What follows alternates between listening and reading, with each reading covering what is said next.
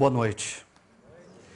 A você que tem acompanhado a nossa comunidade nessa reflexão sobre família, você está sabendo que nas últimas 4 semanas nós temos conversado sobre esse grande desafio que é refletir sobre a cultura que nos envolve, perceber quais são as pressões que essa cultura exerce em nós, o quanto essa cultura contribui para que a gente viva segundo a sabedoria milenar bíblica, e o quanto essa cultura se opõe a essa sabedoria milenar e bíblica, a qual nós cremos ser a fonte, de fato, da orientação segura para as nossas vidas.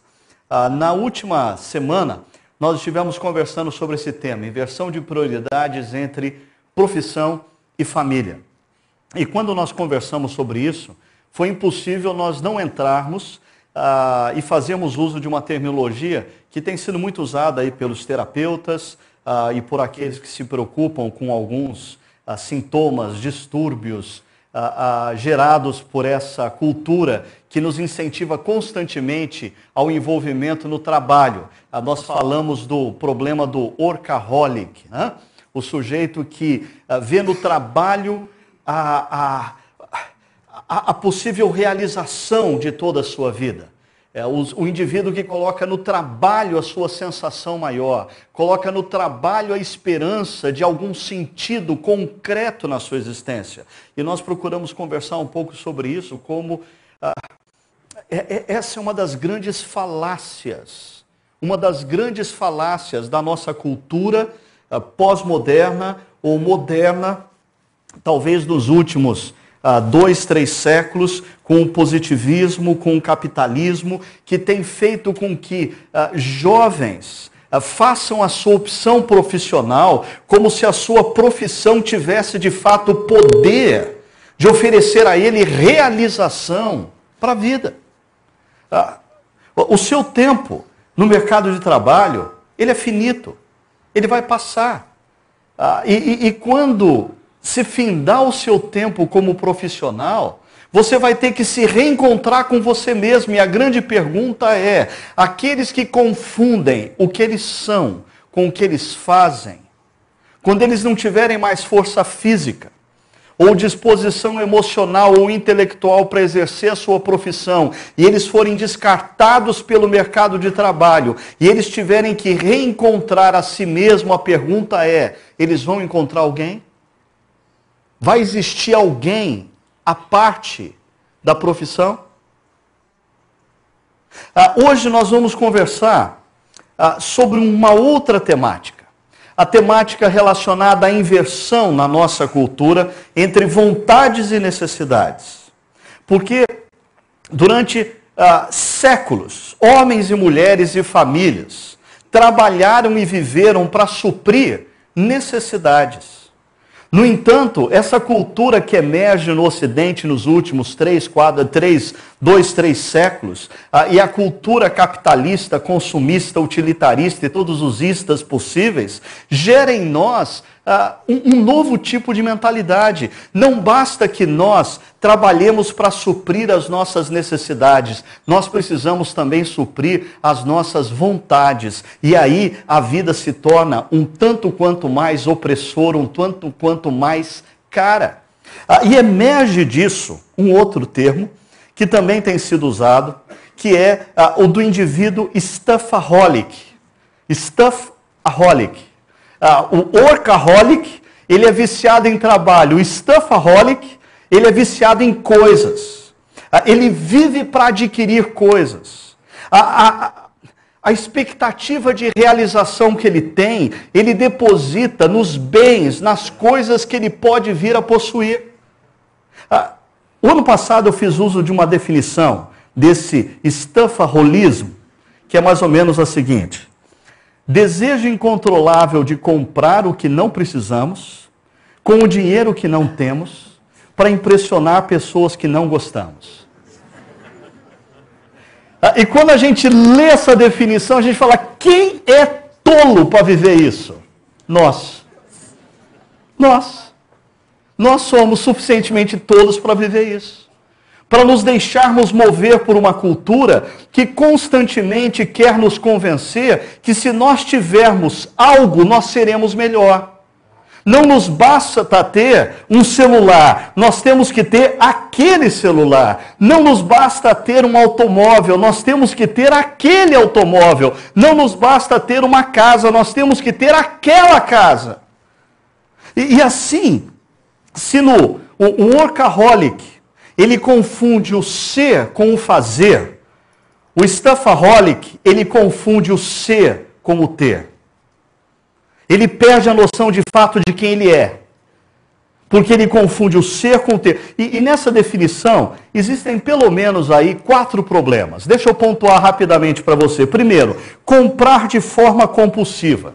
Falta de controle sobre si mesmo. Ou seja, a pessoa perde o controle e não é mais ela que controla os seus desejos e as suas vontades, mas são os seus desejos e vontades que controlam as suas ações. E assim ela compra de maneira compulsiva. Um segundo problema, comprar o que não é necessário, gerando um mau gerenciamento dos recursos que nós possuímos.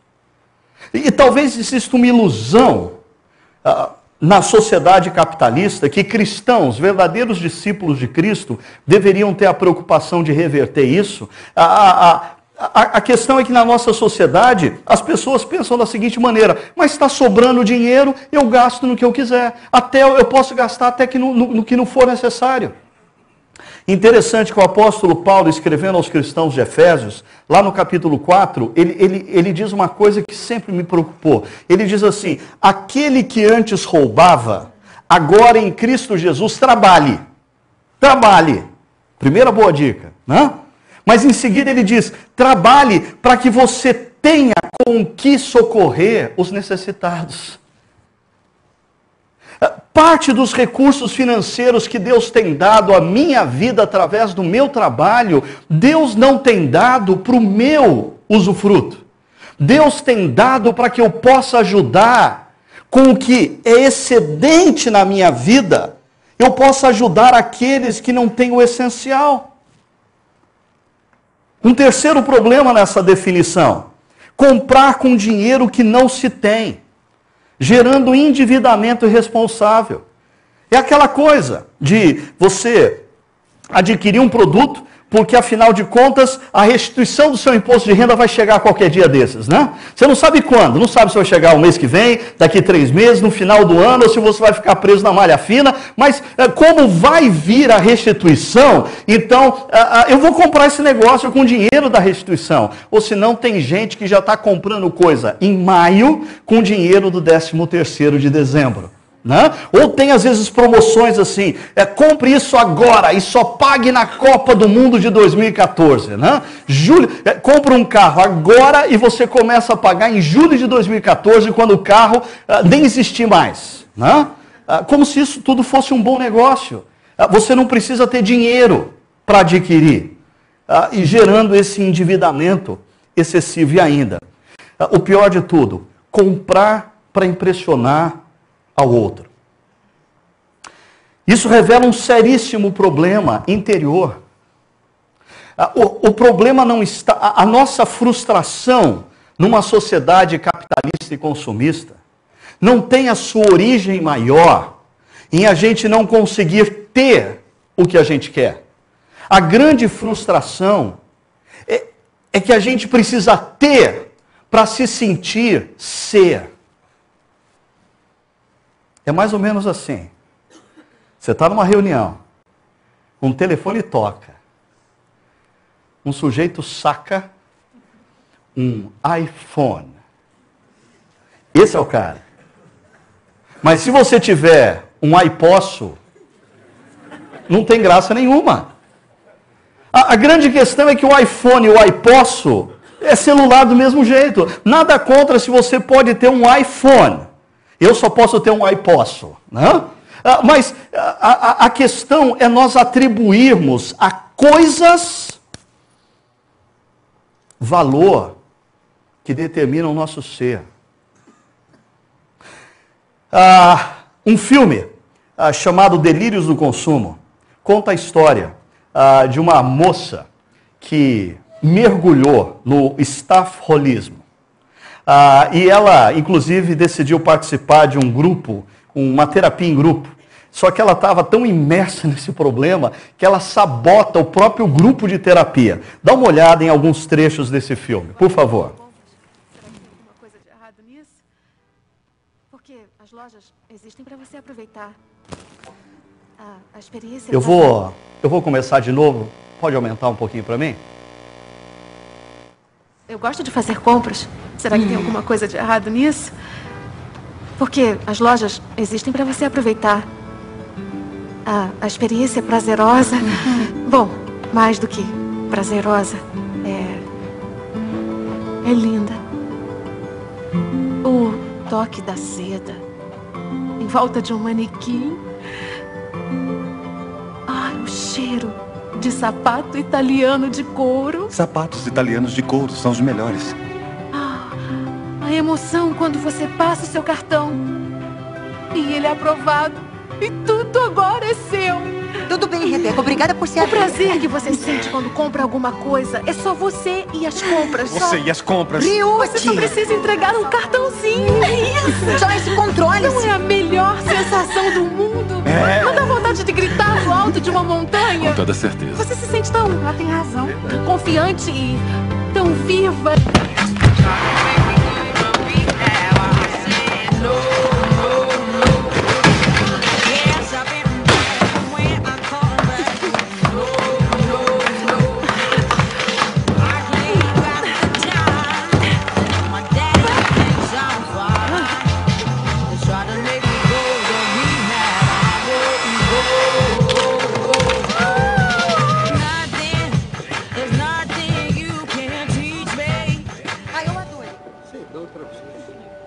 Rebeca, a conta do cartão veio $900. Você não precisa de uma echarpe. Por outro lado, quem precisa de echarpe?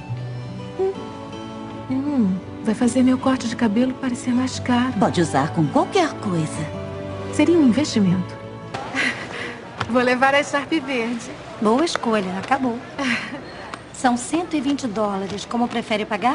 $50 em dinheiro. Pode colocar 30 neste cartão?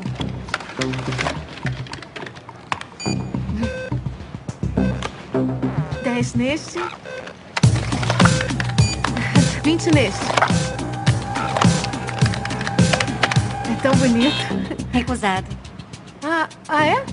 Dá pra tentar de novo? Recusado mesmo. Olha só, então dá pra você reservar? Não fazemos reserva. Ai, Deus do céu. Meu Deus. Cada situação eu vou perguntar. Eu preciso disso? Oi, gente! Tem outra entrada por aqui.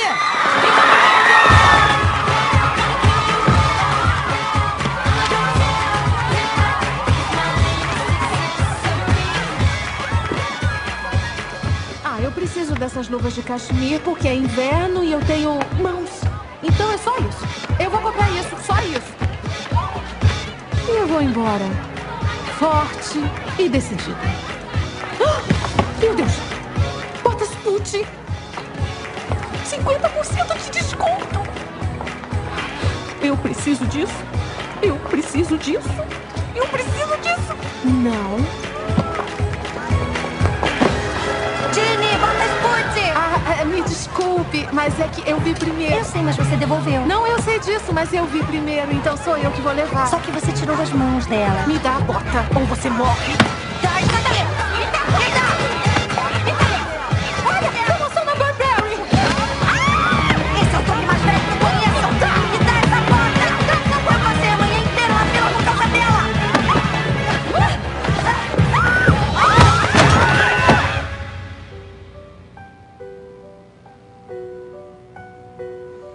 Essa pessoa, olhando para as suas compras, revela grandemente o quão frágil é a realização gerada pelas coisas. Existem coisas que você adquire, talvez como roupas, sapatos, que a realização tem assim um prazo de validade de uns 2, 3 dias.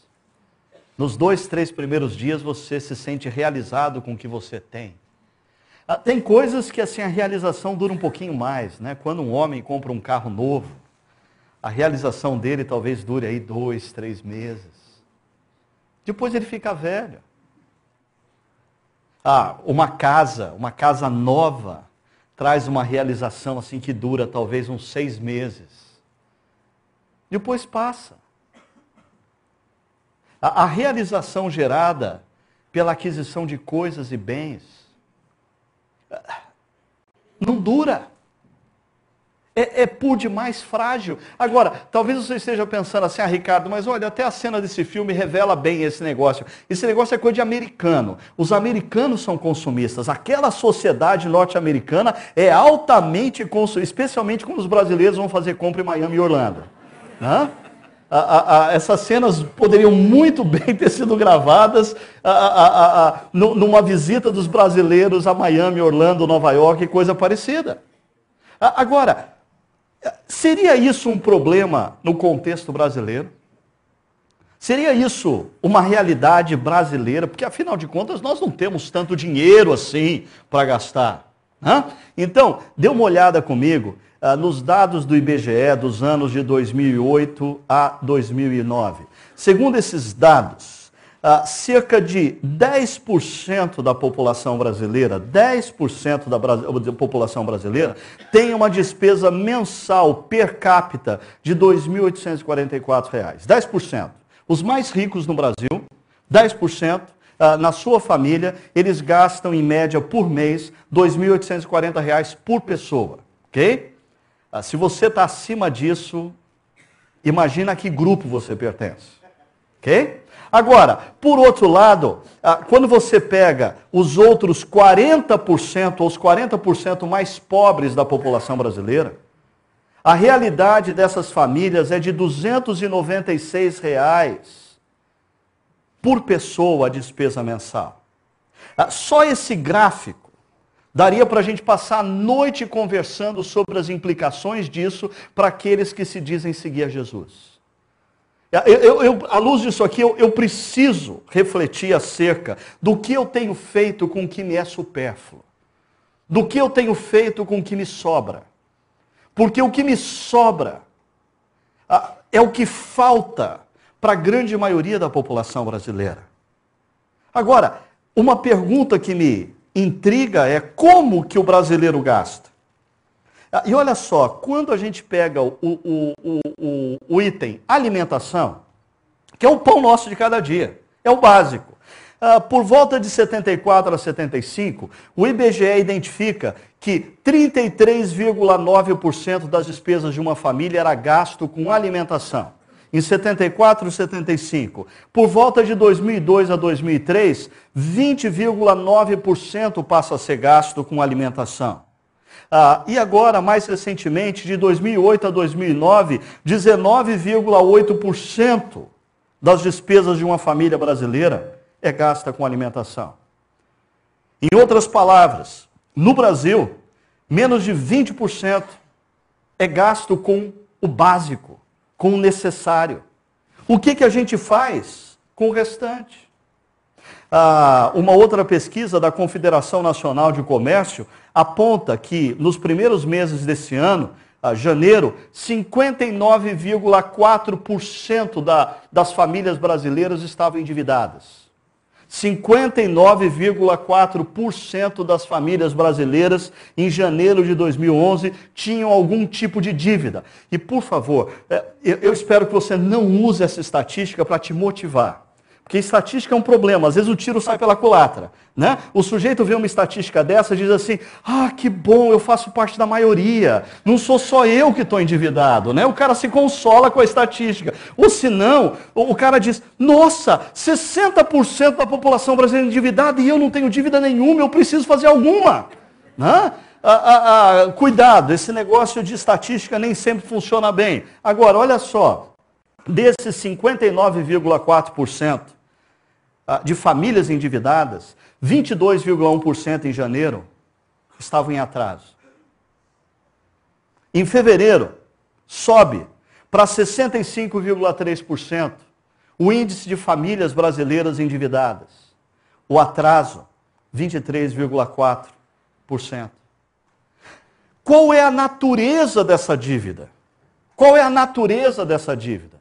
Por que os brasileiros estão se endividando tanto e não estão dando conta de pagar suas dívidas? Uma outra pesquisa fresquinha do mês passado, maio de 2011, pode nos ajudar a perceber qual é a natureza dessa dívida. Veja só, de cada 10 brasileiros endividados, antes de eu apresentar os números, nas outras reuniões, teve gente, matemático, engenheiro, que ficaram fazendo as contas para saber se batia 10, o número final. Não, essa pesquisa não vai mostrar como 10 brasileiros se endividam, mas de cada 10 brasileiros, 7 estão endividados com cartão de crédito. Mas ele pode ter outras dívidas também. Ok? Mas pelo menos de cada 10 brasileiros, 7,18 brasileiros estão endividados com cartão de crédito. Crédito rotativo. De cada 10 brasileiros, 2,7 estão endividados por causa de boletos. Aqui talvez entre escola, aluguel, água, luz, telefone. 1,24 com crédito pessoal. Aqui entra o crédito pessoal que o gerente do banco, muito amigo, ofereceu para você cobrir o crédito rotativo do cartão de crédito. Aí você ganhou 2 dívidas, uma no cartão e outra no crédito especial. Né? Ainda, carro. De cada 10 brasileiros, 1 está endividado por causa de carro. E ainda, se desse para a gente fracionar um brasileiro, né? 0,8 brasileiro tem dívida gerada por cheque especial. Eu acho interessante, o brasileiro, ele se livrou talvez desse tipo de dívida, né? Porque num passado recente, talvez o índice de endividamento através de cheque especial fosse maior. Eu achei baixo. Agora, qual é a maior natureza da dívida do brasileiro? Cartão de crédito. Pergunta: o que se compra com cartão de crédito?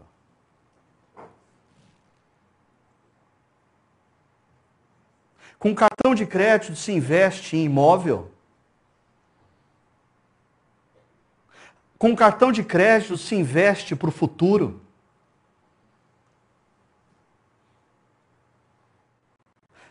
Dívida a partir de cartão de crédito revela a natureza do consumo brasileiro.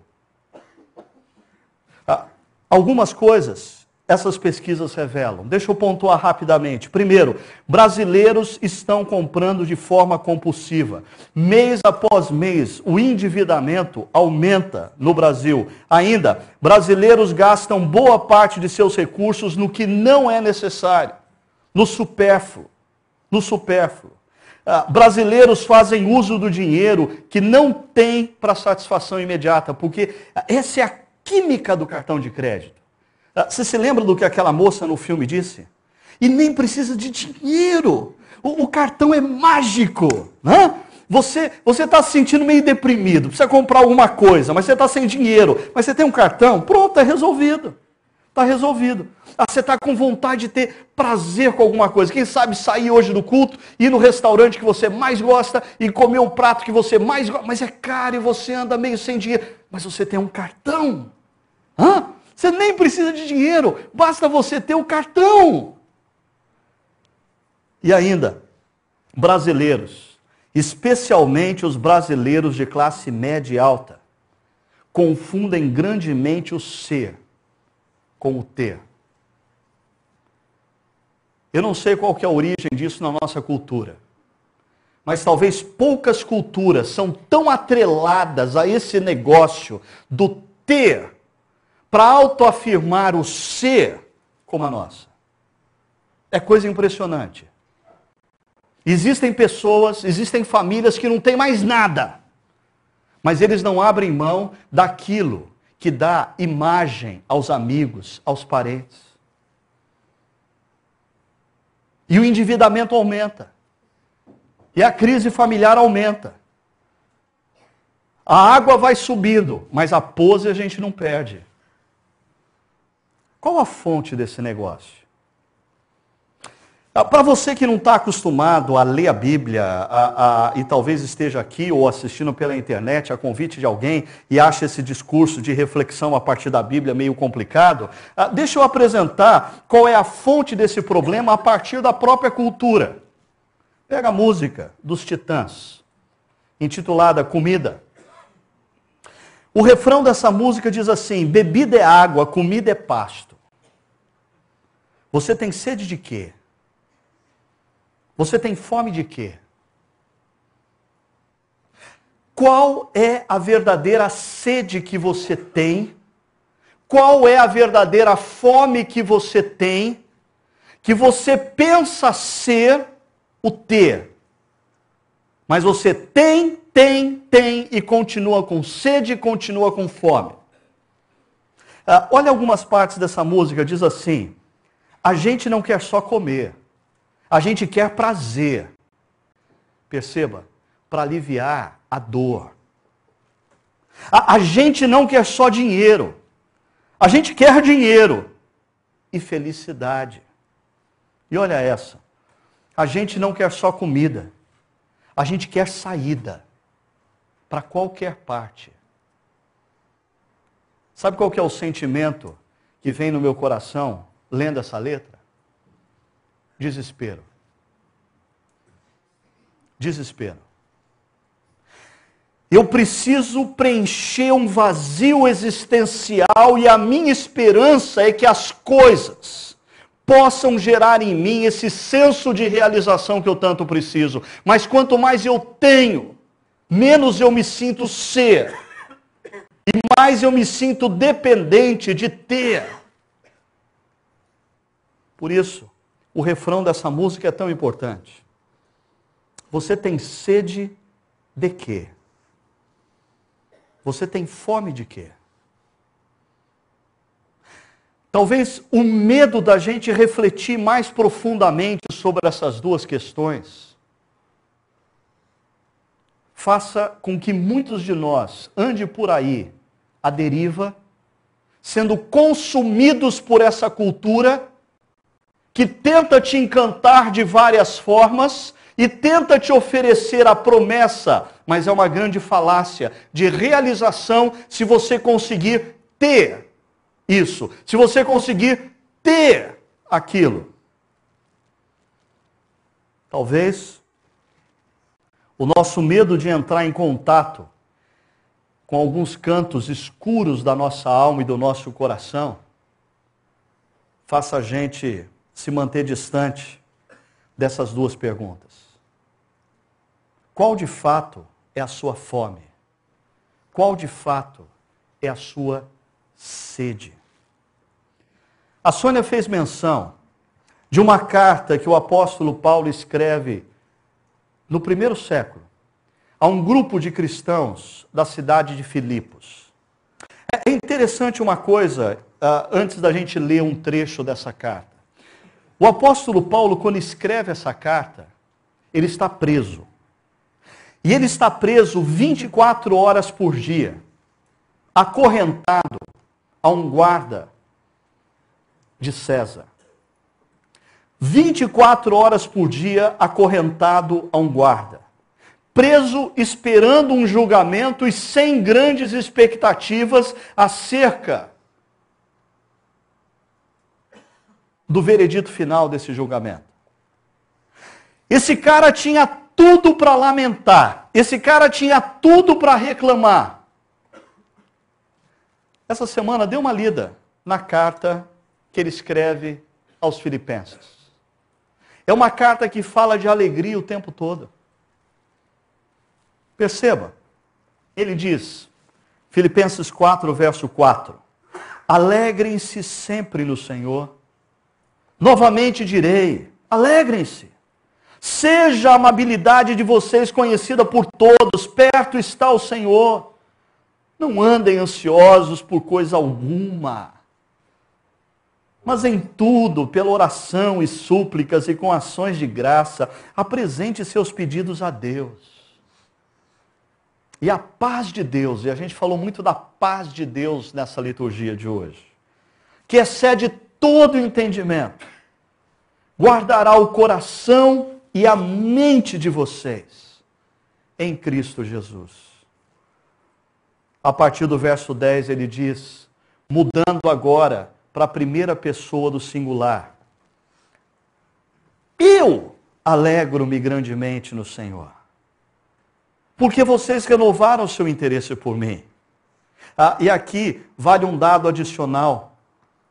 Aquela comunidade de Filipos levantou uma oferta e enviou para o apóstolo Paulo, que estava na prisão. E ele recebeu aquela quantia como uma oferta de amor, de carinho daquela comunidade, e aquilo serviu para aliviar a dor e o momento dele. Então ele escreve que eles, os irmãos e irmãs de Filipos, renovaram o interesse por ele. A segunda parte do verso 10. De fato, vocês já se interessavam, mas não tinham oportunidade para demonstrá-lo. Nós temos interesse por muitos amigos e amigas.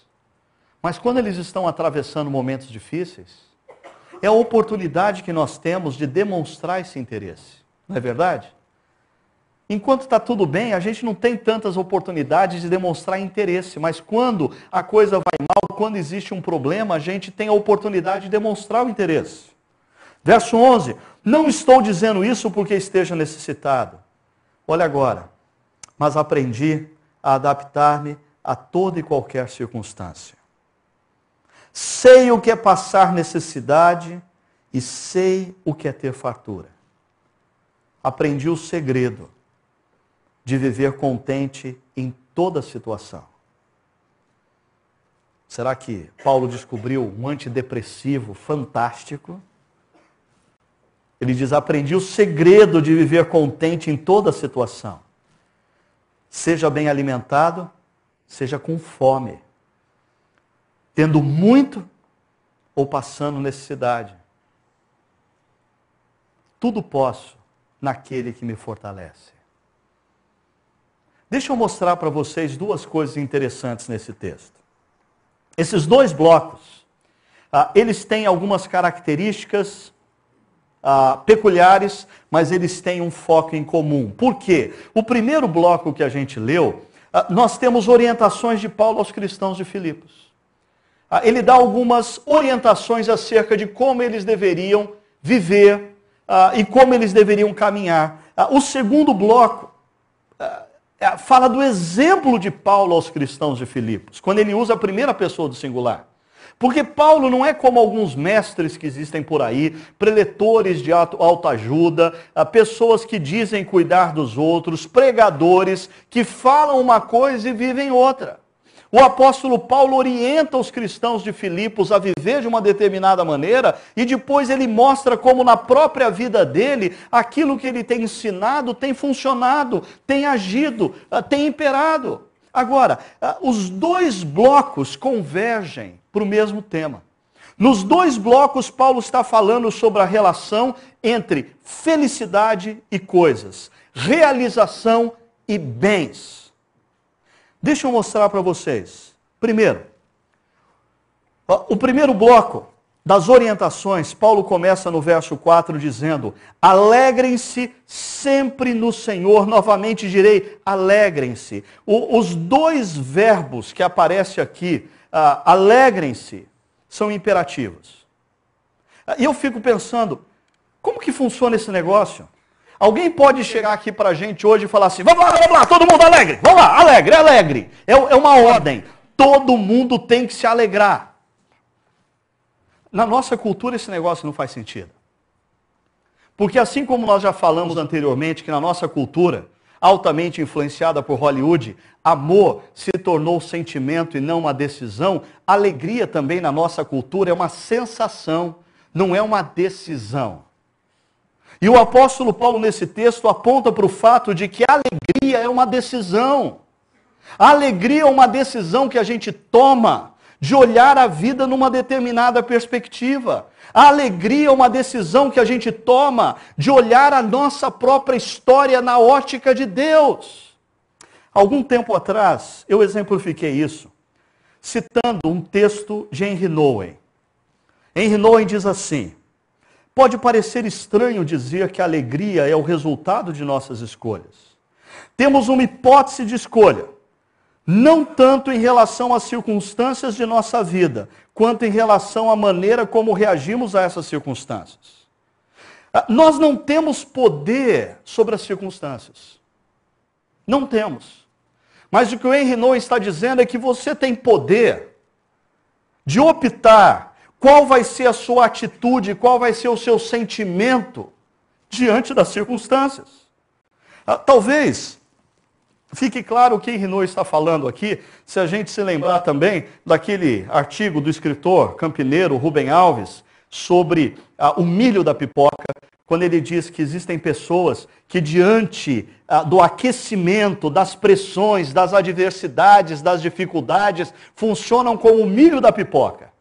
Tem alguns que envelhecem, estouram, e o milho, quando vira pipoca, ele serve para a alegria das crianças. Mas tem milho que vira piruá. Piruá é o milho que não estoura. É duro que dói, quebra dente. Não serve para alegria, só atrapalha. É isso que Henry Nouwen está dizendo. As circunstâncias adversas da vida, todos nós passamos. Mas é interessante como alguns, ao longo das circunstâncias adversas, optam pela alegria. Outros optam pela amargura. O texto continua dizendo: algumas pessoas tornam-se ásperas à medida em que envelhecem, outras envelhecem alegremente. Eu já fiz menção aqui também de como alegrava o meu coração encontrar com o pastor Antônio Elias, falecido alguns anos atrás, com seus 90 e tantos anos de idade, e nós sentávamos lá em Niterói para comer um peixe, e ele começava a me contar as histórias do passado, e aquelas histórias eram cercadas de adversidade, cercadas de perseguição, cercadas de problemas financeiros, e ele dava gargalhadas, ele sorria, ele contava aquilo como se tivesse sido uma grande aventura ao longo da vida. O que faz com que pessoas envelheçam assim e outras se tornem tão amargas? É o excesso de adversidade? Ou é a ausência de adversidade? Ou são as opções que as pessoas fazem no próprio coração? Henry Nouwen completa dizendo: isso não significa que a vida daqueles que se tornam ásperos tenha sido mais dura do que daqueles que se tornam alegres. Significa que foram feitas diferentes escolhas, escolhas interiores, escolhas do coração. As escolhas que nós fazemos no coração diante das circunstâncias que nos cercam determinam grandemente quem nós vamos nos tornar ao longo da vida. Pessoas otimistas, pessoas confiantes num Deus que nos ama e que declarou que a boa obra que Ele começou em nós, Ele há de completar. Ou pessoas amargas, azedas, pessimistas, céticas, até mesmo para com o amor de Deus. Mas o apóstolo Paulo, além de dizer alegrem-se, ele fala da intensidade dessa alegria. Ele diz sempre, sempre. Porque você não pode decidir um dia ser alegre. Você tem que decidir todo dia. A opção que você faz pela alegria não é uma opção que você faz um dia e dura o resto da vida. É uma opção que você tem que fazer todo dia. Porque hoje você sai daqui dizendo: ok, eu vou olhar a vida numa outra ótica. Eu quero vivenciar essa alegria. No entanto, algo acontece no dia de amanhã para você que tenta te assaltar, que tenta roubar de você essa decisão, e aí você vai ter que renovar a sua decisão. E algo acontece na quarta-feira que tenta roubar e lesar você dessa decisão, e você vai ter que renovar a sua decisão. A alegria é um exercício diário. A alegria é uma opção que a gente tem que fazer toda manhã. Agora eu sei, Algumas pessoas estão achando que isso aqui é discurso de autoajuda. Outros estão dizendo assim, Ricardo, não funciona assim. Esses dois grupos estão equivocados. Porque o terceiro item aqui do apóstolo Paulo muda completamente a configuração do que você está pensando. A fonte da alegria de Paulo não são as circunstâncias. Ele diz, alegrem-se sempre no Senhor. Eu olho para as circunstâncias, e não vem com esse papo de que eu tenho que olhar para as circunstâncias e louvar a Deus, que não dá. Não dá. Tem circunstâncias que não dá. Mas eu posso, ao invés de olhar para as circunstâncias, olhar para Deus, e aí dá. Porque quando eu olho para Deus, eu vou me lembrar que Ele, como Deus Criador, como Deus Pai, cuida de mim. Eu posso não estar entendendo o momento da minha vida, mas eu sei que Ele prometeu que vai completar a obra. Eu não sei como Ele vai desatar o nó no qual a minha vida se encontra no momento, mas eu sei que Ele vai. Isso me faz sempre lembrar, quando eu falo disso, do meu querido amigo Davi, que partiu alguns anos atrás. E o Davi era um sujeito que, apesar do nome Davi, ele tinha 2,5 metros de altura. E eu gostava de andar com ele, porque ninguém mexia comigo. Né? E ele contava que ele gostava muito de ler gibi quando criança. E às vezes ele varava a noite lendo gibi. E a mãe dele ficava brava com ele quando ele fazia isso. E certa ocasião ele conta que a mãe dele acordou no meio da noite, foi no quarto, ele estava lendo gibi, e a mãe dele disse, você está acordado ainda? Olha, eu vou até o banheiro, se eu voltar e você estiver ainda lendo gibi, você vai apanhar. Ele devia ser bem criança, porque não dava para bater num homem de 2,5 metros, né? Mas ele falou que ele ficou desesperado porque ele estava lendo o gibi e naquele momento o herói dele estava amarrado numa linha de trem, o trem estava vindo e como que ele ia abandonar o herói dele naquele momento? E ele ouviu a porta do banheiro abrindo e aí ele foi rapidamente para a última página do gibi, ele leu e ele viu que o herói dele estava são e salvo, estava lá do lado da heroína, tinha dado tudo certo, fechou o gibi, jogou debaixo da cama, apagou a luz e foi dormir. E o Davi dizia que naquela noite ele dormiu tranquilo. Porque ele não sabia como a trama ia se desenrolar. Mas ele sabia que no final ia dar tudo certo. Essa é a perspectiva de Paulo. Essa é a perspectiva de Paulo. Paulo não é um masoquista que se alegra no sofrimento. Paulo se alegra no Senhor, que prometeu que Ele começou uma boa obra em nós e Ele vai completá-la. E olha só, domingo passado nós conversávamos sobre o Salmo 128, que diz, como é feliz quem teme ao Senhor, quem anda em seus caminhos, assim será abençoado o homem que teme ao Senhor. É dessa confiança que o apóstolo Paulo está dizendo. E perceba que o verso que fecha esse bloco, o verso 7, diz, e a paz de Deus, que excede todo entendimento, guardará o coração e a mente de vocês em Cristo Jesus. Diante das circunstâncias que eu estou vivendo, existem dúvidas na minha mente. Diante das circunstâncias que eu estou vivendo, existem inseguranças no meu coração. Mas quando eu me lembro do que o apóstolo Paulo diz, em Cristo Jesus a minha mente e o meu coração são guardados. Apesar das minhas dúvidas, apesar das minhas inseguranças, eu me lembro que eu tenho sim um Deus que é amor, um Deus que é Pai, que está cuidando da minha vida. Eu não sou um existencialista que acha que tudo é obra do acaso e a minha vida caminha para um abismo e ninguém olha por mim. Eu creio que o Deus que prometeu que vai completar a boa obra na minha vida, Ele vai. E diante das circunstâncias difíceis, eu renovo a minha confiança nele. E eu posso me alegrar nele. Agora, existem duas coisas que nós temos que fazer. Deus sim, Ele vai nos guardar coração e mente com a paz, Ele vai completar a obra, mas olha o que o apóstolo Paulo fala no miolo desse trecho. Ele diz, seja a amabilidade de vocês conhecida por todos, perto está o Senhor. Nesse caso eu prefiro a tradução da Revista e Atualizada, que fala, seja a moderação de vocês conhecida por todos.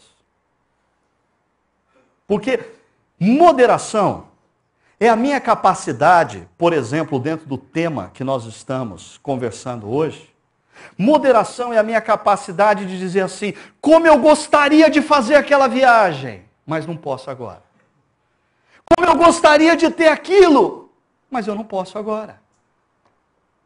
Como eu gostaria de jantar todos os dias num restaurante diferente mas eu não posso. Como eu gostaria de sair daqui e ir comer aquele prato especial naquele restaurante, mas a situação hoje não dá. Então eu vou para casa e vou fazer uma sopa. Isso é moderação. E você já parou para perceber que muitas vezes a nossa vida não está envolvida pela paz de Deus, mas está envolvida pela angústia e pelas preocupações? Por quê? Porque nós não temos tido moderação. Porque nós não temos agido com moderação na vida. Porque a gente assume mais dívida do que a gente pode pagar. Porque a gente gasta mais do que a gente faz. Porque a gente se deixa levar na onda do consumismo. Porque se o vizinho tem, eu também quero ter. Porque se o meu amigo de trabalho comprou, eu também preciso comprar. E isso é a contramão da moderação. E mais uma coisa. Em 1 Coríntios capítulo 6, verso 12, o apóstolo Paulo diz, tudo me é permitido, mas nem tudo convém. Tudo me é permitido, mas eu não deixarei que nada me domine. E eu acho impressionante como os evangélicos brasileiros conseguem ver em todos os textos sexualidade. Né? Eles são mais freudianos do que eles imaginam. Né? E eu cresci numa igreja ouvindo pregadores falando desse texto e aplicando esse texto tão e única e exclusivamente sobre sexualidade. Agora eu fico pensando, olha o que esse texto diz. Tudo me é permitido, mas nem tudo convém. Ok. Tudo me é permitido, mas eu não me deixarei que nada me domine. É permitido eu comprar um sapato novo? É. Mas quando eu dependo desse sapato novo para ter satisfação hoje, eu estou sendo dominado por isso. É permitido eu ter um carro novo? É, principalmente se você tem como pagá-lo. Agora, existem momentos na vida que dá para trocar de carro, existem momentos que não dá para trocar de carro, existem momentos na vida que dá para comprar uma casa, existem momentos que não dá para comprar uma casa, existem momentos na vida que dá para fazer uma viagem, existem outros momentos que não dá para fazer uma viagem. E quando nós tornamos a nossa satisfação e a nossa realização refém do ter e do ter, é sinal que nós nos deixamos dominar. É sinal que nós não estamos agindo com moderação na vida. E uma outra dica que Paulo diz aqui, não andem ansiosos por coisa alguma.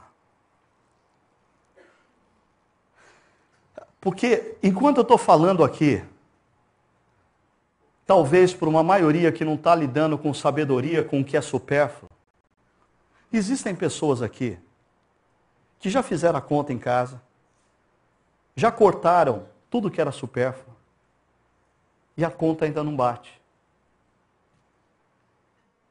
E a mensalidade da criança vai vencer mais um mês, e não tem como pagar. E como é que vai fazer? O apóstolo Paulo diz, não andem ansiosos por coisa alguma, mas em tudo, olha só, pela oração e súplicas, apresentem seus pedidos a Deus. É lícito.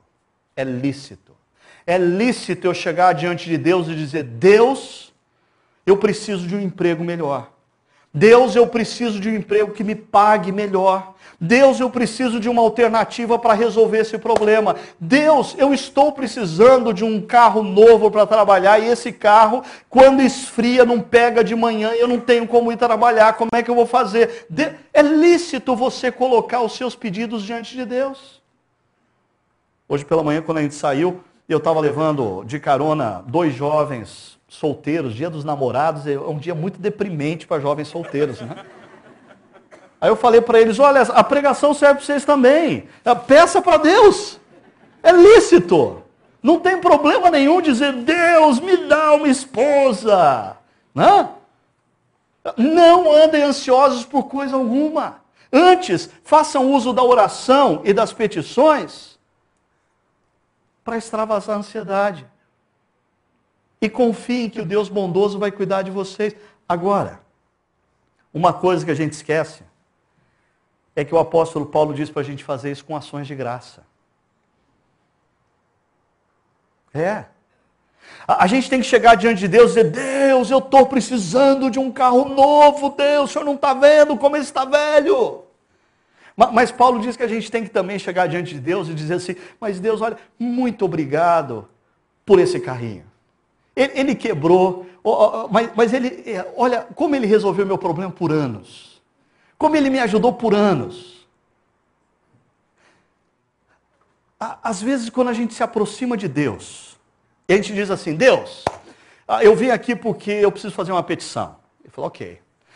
Daí você diz: mas Deus, o Ricardo falou que primeiro eu preciso fazer uso das ações de graça, eu vou agradecer o Senhor primeiro, tá bom? Ele falou: tá ok, meu filho, vai firme. E aí você começa a agradecer, você começa a olhar a vida e você começa a agradecer tudo quanto Deus te deu, tudo quanto Deus fez, o que Ele está fazendo hoje, o que Ele fez nos últimos anos, as bênçãos dEle. E à medida que você começa a enumerar tudo quanto Deus tem feito, em alguns momentos Deus tem que parar e falar: mas você ia pedir alguma coisa? Você fala: Deus, só um cafezinho para a gente encerrar essa conversa aqui. Porque quando a gente desvia os nossos olhos para as ações de graça, a gente se dá conta que Deus tem dado muito mais do que tem nos faltado. O grande problema é quando os nossos olhos estão fixos no que nos falta. E nós perdemos a noção do que nós temos. Por exemplo, nós estamos com os olhos fixos na roupa que nós não temos. E perdemos a percepção do corpo saudável que Deus nos deu. Nós estamos frustrados pela casa que nós não temos. Mas perdemos a percepção da família que nós ainda temos. Perceba, as petições são lícitas, mas o apóstolo Paulo pede para a gente fazer essas petições com ações de graça. E vai por mim, muitas vezes, quando a gente começa a enumerar o que Deus tem feito, a gente chega à conclusão que o melhor é pedir um cafezinho para encerrar a conversa. Agora, olha como Paulo, ele adapta tudo isso na vida dele. Perceba como ele é coerente no que ele fala e como serve para a vida dele. Ele começa o verso 10 dizendo: eu alegro-me grandemente no Senhor. Em outras palavras, ele tomou uma decisão, se alegrar. E a intensidade disso é grandemente. Mas a gente está falando de um cara preso. De um cara que vai ser condenado possivelmente à morte. Mas ele tomou uma decisão, olhar a vida numa outra perspectiva, então ele se alegra grandemente. E qual é o segredo dele? Se alegrar grandemente no Senhor. E da mesma maneira como no trecho anterior, esse trecho fecha no verso 13, Paulo falando: tudo posso naquele que me fortalece. Tem gente que olha para o dinheiro e diz assim: se eu tiver o dinheiro, Deus não precisa mais nem ajudar, é só Ele não atrapalhar. Tem gente que olha para os bens, ou para os títulos acadêmicos, ou para o sucesso profissional e diz: se eu tiver isso, a minha vida está resolvida. Paulo faz uma outra opção. Ele olha para o amor e para o cuidado de Deus.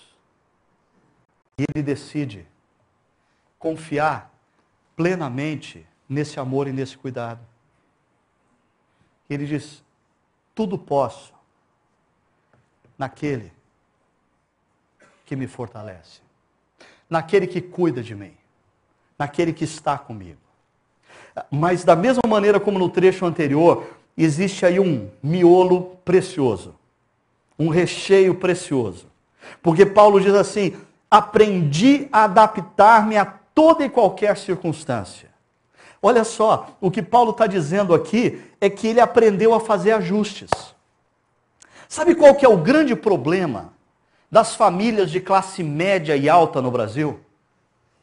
Quando a situação financeira muda, quando o marido ou a esposa perde aquele emprego que fazia muito dinheiro, ou quando alguma coisa acontece, essas famílias não têm a capacidade de aprender a fazer ajustes.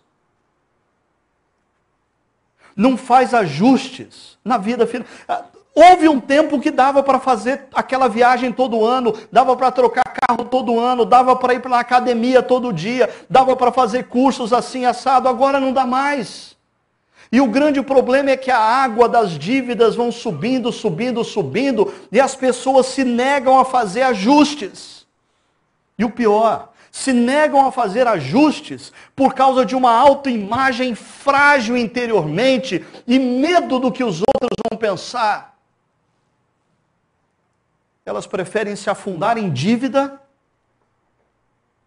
do que gerar uma experiência saudável para os seus filhos, para que eles aprendam também que na vida é necessário fazer ajustes. Se o que você ganha não dá para você pagar, tem que fazer ajustes. Se a sua situação mudou, tem que fazer ajustes. E às vezes, é o casal que insiste em não fazer ajustes. Às vezes, a esposa quer fazer ajustes, mas o homem não. Que o meu carro vende de jeito, fora de hipótese. Como que eu vou chegar no clube sem o meu carro? Como que eu vou chegar na igreja sem o meu carro? Como eu vou chegar no trabalho sem o meu carro? Às vezes é a mulher. O marido está consciente que eles estão se afundando em dívidas, mas a mulher se nega a abrir mão do cartão de crédito dela, da academia dela. Como se os dois estivessem disputando algo que existe, quando na verdade não existe mais nada, só existe a dívida. E é hora de aprender a fazer ajustes. Eu tenho uma filha prestes a casar. E uma coisa que muitas vezes jovens casais se esquecem é que enquanto eles viviam com os pais, eles tinham um nível de vida. O rapaz tinha uma mamãe que cuidava de tudo, lavava roupinha, fazia sopinha depois da reunião de domingo, né? A menina, ela tinha um pai que pagava tudo direitinho, chegava de manhã em casa, ia ligar o carro, estava com combustível no carro. Quem colocou? O pai. O anjo não foi, foi o pai. Aí o casalzinho em casa. E sabe o que acontece muitas vezes? Por que no Brasil cresce o número de jovens casais que se separam antes do 3º ano de casamento? Incapacidade de fazer ajustes.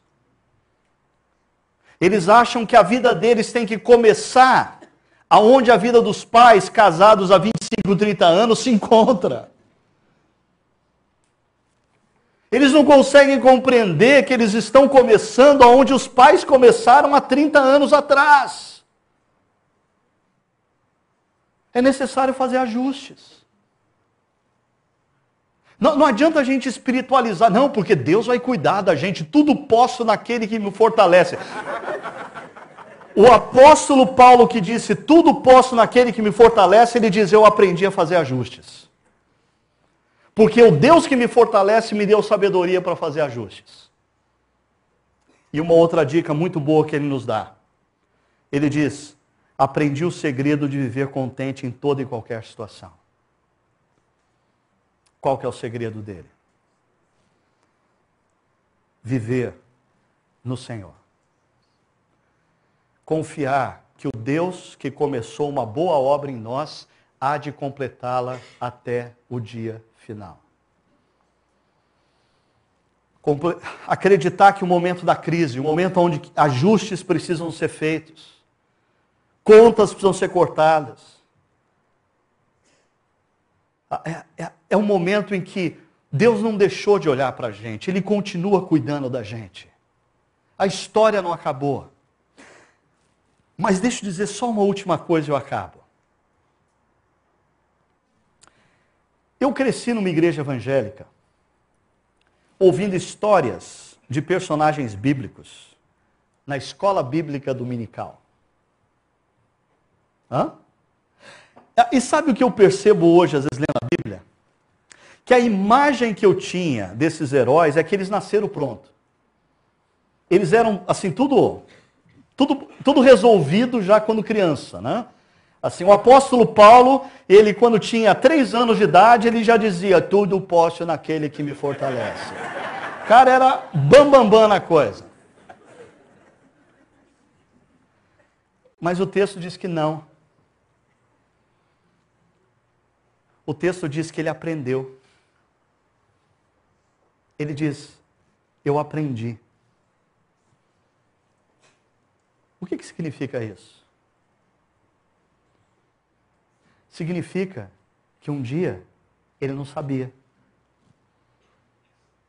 Significa que o apóstolo Paulo, um dia, não fez ajustes que deveria fazer e sofreu por isso. Significa que o apóstolo Paulo viveu ansioso muitas vezes porque ele não tinha aprendido a viver no Senhor. Mas ele aprendeu. E sabe o que isso significa para a gente? Que existem 2 formas da gente viver. Existem pessoas que elas fizeram uma opção. A opção de que sempre que alguém aponta um erro, um equívoco na sua vida, elas vão resistir e lutar até a morte, para não mudar. Essas pessoas vão lutar até a morte e vão morrer, tolas. Por quê?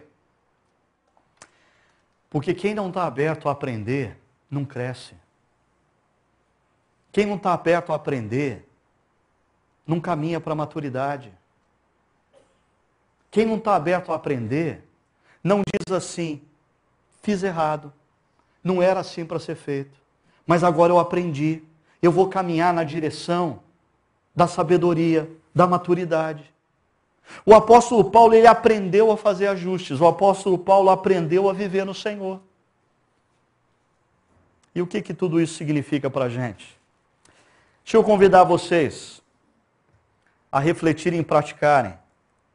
Primeiro, retire das coisas e bens sua expectativa de encontrar realização. Eu não estou sendo ingênuo dizendo para vocês que coisas e bens não são bons.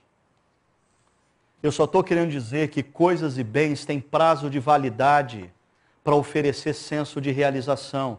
E olha para a sua vida, você vai ter provas disso. O dia que eu comprei esse computador, eu me senti o máximo. Hoje, ele perdeu o prazo de validade que me dava senso de realização. Assim são as coisas. Quando eu terminei meu mestrado nos Estados Unidos, eu disse, agora eu sou o cara. Hoje eu até esqueço que eu tenho mestrado. Ainda mais que eu não sou de ficar pregando título na... Esqueço. Perdeu o poder. Perdeu o poder de dar senso de realização. Por isso, retire das coisas e bens suas expectativas de encontrar realização, porque elas não têm isso para te dar. Segundo, descubra o segredo de viver a alegria no Senhor, porque essa é duradoura. Se você colocar a sua expectativa de realização na sua relação de confiança com Deus, você vai aprender a viver em toda e qualquer situação. Quando está tudo bem, quando está tudo mal. Quando tem vitória, quando tem derrota. Quando tem dinheiro para sair do culto e ir no restaurante chique, quando eu tenho que voltar para casa e fazer sopa. Porque nos dois casos, antes de comer, você fecha os olhos e diz: Senhor, muito obrigado pela vida. Reorganize suas finanças, ou a sua vida financeira. Como? Primeiro, fazendo os ajustes necessários. Não para de espiritualizar a coisa, olhar suas dívidas, tudo posso naquele que me fortalece. Essa frase não é mágica, ok? Ela não faz sumir despesa e gerar lucro. Não! O Deus que te fortalece te dá sabedoria para você fazer ajustes. Faça uso da moderação. Liberte-se. Aprenda a ter prazer quando você pode ter algo. Mas aprenda a não condicionar o teu prazer em ter algo. Jesus disse para os seus discípulos: a vida é maior do que o alimento. O corpo é mais precioso do que a roupa. E por último, fazendo uso da oração. Peça a Deus.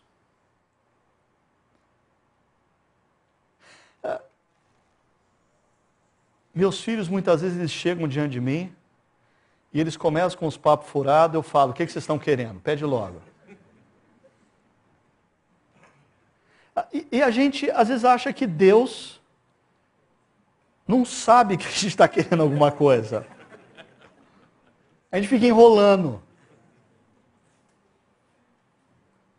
Jesus disse: se vocês sabem dar coisas boas para os filhos de vocês, por que vocês acham que o Pai Celeste não gosta de dar coisas boas? Está faltando algo? Peça. Está precisando de algo? Peça. Mas faça isso com ações de graças. Faça isso olhando ao seu redor e agradecendo por tudo que Ele já tem feito. E talvez você chegue à conclusão que a única coisa que falta é um cafezinho com Deus para terminar a conversa. Porque Ele tem sido bom. E se a gente está vivendo no meio de um processo de crise, a gente tem que se lembrar que esse Deus bom, que começou uma boa obra em nós, há de completá-la até o